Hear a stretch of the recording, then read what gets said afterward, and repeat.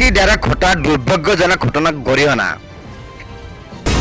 এই দুষ্কাৰ্য বৰপেটা কাণ্ড হ'ব নোৱাৰে। উগ্ৰতাৰে ধৰ্ম সাব্যস্ত কৰিব নোৱাৰি। কোনো ধৰ্মই মানুহক উগ্ৰ হ'বলৈ নিশিকায়। মহৎ চিন্তা মহৎ কৰ্মই প্ৰতিটো ধৰ্মৰ মূল বাণী। সভ্যতা সংস্কৃতি পিছুৱাই যোৱাটো গ্ৰহণযোগ্য নহয়। জয় শ্ৰীৰাম বাণীক একাংশই অপপ্ৰয়োগ কৰাৰ চেষ্টা চলাই আছে। শান্তি সম্প্ৰীতিৰ মাজেৰেহে দেশখন আগুৱাই যাব। বৰপেটাত নাগৰিক সভাত বিশিষ্ট সাহিত্যিক অক্ষয় কুমাৰ মিশ্ৰৰ এই বক্তব্য। 18 জুনৰ নিশা বৰপেটাত নিশা কেইগৰাকীমান যুৱকে 6 গৰাকী সংখ্যালঘু যুৱকক মাৰধৰ কৰি ভাবুকি প্ৰদানেৰে বিভিন্ন বিতৰ্কিতামূলক ধ্বনি দিবলৈ হেঁচা প্ৰয়োগ কৰা ঘটনাক লৈ আজি বৰপেটা চহৰত অনুষ্ঠিত হয় নাগৰিক সভা। আৰু এই সভাতেই কেইগৰাকী বিশিষ্ট ব্যক্তিয়ে এই ঘটনাক গৰিহণা দিয়ে।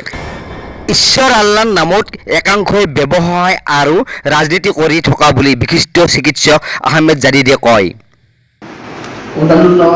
যুৱকে কেইজনমান যুৱকে এটা দুষ্কাৰ্য সংঘটিত কৰিছে। তাৰ কাৰণে গোটেই বৰপেটাবাসীকেই জড়িত কৰাটো প্ৰথম আপাহতে সেইটো একেবাৰে ভুল কথা হৈছে। বৰপেটা কাণ্ড হ'ব নোৱাৰে, কিন্তু বৰপেটাৰ কাণ্ড নহয়।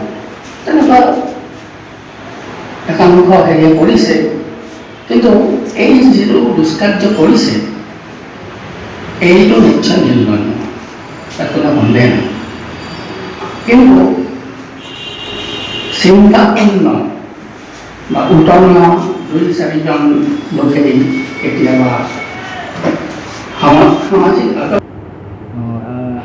18 জুনৰ যিটো ঘটনা সংঘটিত হোৱা বুলি ইতিমধ্যে বিভিন্ন প্ৰচাৰ মাধ্যমত প্ৰচাৰিত হৈছে, আচলতে সেই কাণ্ডৰ লগত সমগ্ৰ বৰপেটাবাসী কোনো পধ্যেই জড়িত নহয়। কোনোবা দুষ্কৃতিকাৰী 2-4জন দুষ্কৃতিকাৰীয়ে তেনে ঘটনা সংঘটিত কৰিছে, কিন্তু সেইটো বৰপেটা কাণ্ড হ'ব নোৱাৰে। গতিকে অকল নাগৰিক সভাই নহয়, মোৰ বক্তব্য হ'ল এইটো যে যিটো কাণ্ড সংঘটিত হৈছে এক প্ৰকাৰ এটা সৰু ঘটনা, আৰু সেই সৰু ঘটনাটোক লৈয়েই ৰৌজাল বৌজাল কৰি বৰপেটা কাণ্ড নামেৰে আখ্যায়িত কৰি গোটেই বৰপেটা সমাজ জীৱনকে সমগ্ৰ বিশ্বত অৱনমিত কৰিছে। গতিকে সেই কাণ্ড বৰপেটা কাণ্ড নহয়। আৰু যিটো কাণ্ড হৈ গৈছিল, আমি প্ৰচাৰ মাধ্যমত যিটো কাণ্ড আমি অৱগত হৈছোঁ সেইটো নিন্দনীয়। আমি কোনোপধ্যে গ্ৰহণযোগ্য বুলি নকওঁ, নিন্দনীয়। মই মোৰ ফালৰ পৰা মোৰ বক্তব্য এইটোৱেই হ'ল যে এইটো বৰপেটা কাণ্ড নহয়, সেইটো এটা কেইজনমান মুষ্টিমেয় দুষ্কৃতিকাৰীৰ কাণ্ড। আৰু তেনে কাণ্ডই যাতে সমাজ জীৱনত বিচ্ছিন্নতাবাদৰ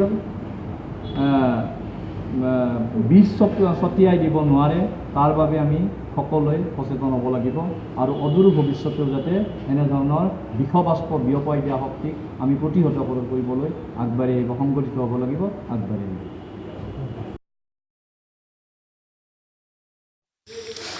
Please like, subscribe and share our channel.